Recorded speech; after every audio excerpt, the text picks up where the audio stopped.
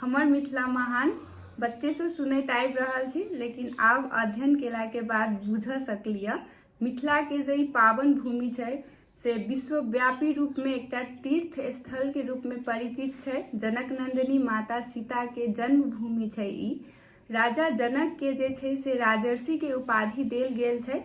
राजर्षि के माने होय छै राजा प्लस ऋषि। तो जतऽ के राजे ऋषि छलखिन तो ओतऽ के जनता के मानसिक स्तर कते उच्च हेतै से बुझ सकै छी।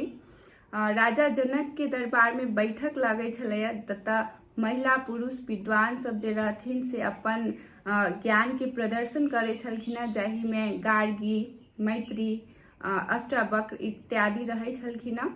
आ विभिन्न विषय में जे छै से बात करे छलखिन, छलफल करे छलखिन, मंथन करे छलखिन।